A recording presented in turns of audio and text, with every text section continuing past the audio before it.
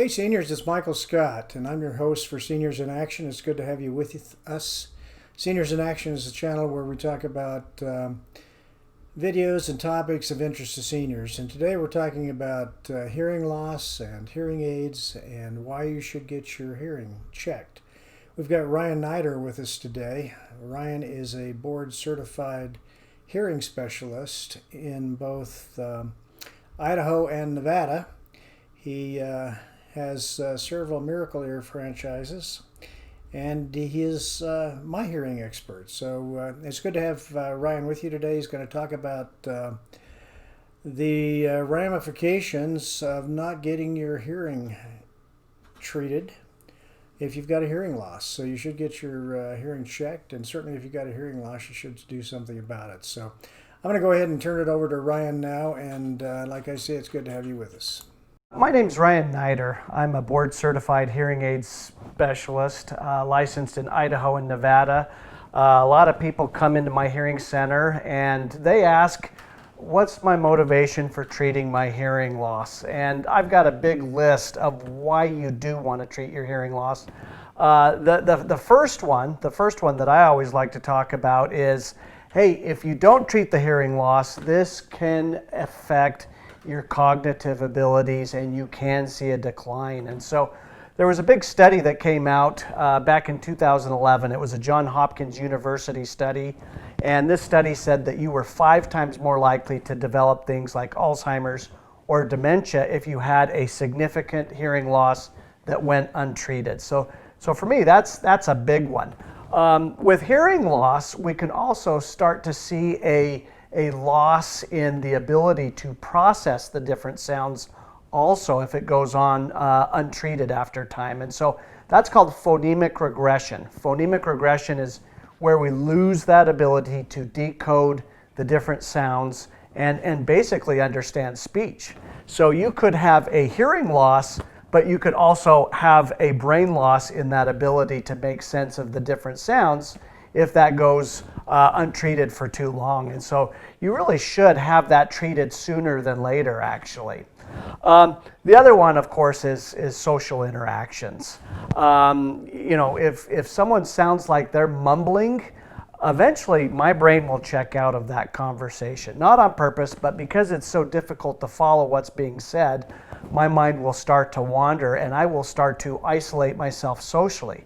Vice versa, with friends and family, they love us to death, but if they're having to repeat themselves over and over again, they also get tired, they get frustrated, and subconsciously they're saying, you know what, he's just too tough to talk to, I'm just not going to bother with him unless it's important.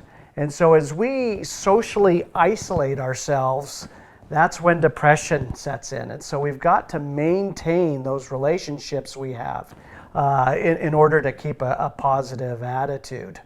Also, another big one is there's more of a risk for having a falling accident if you cannot hear what is going on around you in your world. So if I've got that hearing loss and I'm about to back into something and I can't hear that, if I'm walking on something that might make me slip and I can't hear that, again, I'm going to be 4 times more likely to have a falling accident. And so that's a big one. The other big one too is if you're still in the workforce, studies have shown that on average you will lose $12,000 in income. So it's going to really lower your earning potential. And so that's one that's really been in the news lately, that that lessening for earning potential. At the end of the day, this one is probably just as important as the cognitive decline, I think it's just quality of life. If I've got, if people sound muffled and I can't hear what's being said, I might as well have a bag over my head. And really, that is not a way to live life. Life is meant to be enjoyed. How do I enjoy life? Well, it's through those physical inputs. I've got to be able to see. I've got to be able to hear. It's one thing to not be able to see things, but if I can't hear my friends and family, I am separated from them. And so that's a big one too. And so at the end of the day, yes, there is a lot of evidence, there's a lot of reasons to act and do something about your hearing loss. Miracle Ears are not just a really good hearing aid. In addition to getting these hearing instruments, you get lifetime aftercare. And what this lifetime aftercare involves is we want to see you every 4 months where you come in and we professionally clean and service your hearing aids. No charge. Also, once a year we want to get you in for an annual hearing test. Your hearing changes. Colds, allergies, sinus infections, air pressure changes. We like to get you in and check that out and see if anything's changed. If it has, we go in and update your prescription. Hearing aids are reprogrammable. Also, one of the things that ensures a really good outcome for our patients is we do custom fittings. And so we don't just push the auto fit button, we also adjust to the natural acoustics of your ear canals. That ensures that you hear better in background noise. And the final thing that we do every year on that annual test is a re-verification on your hearing aid.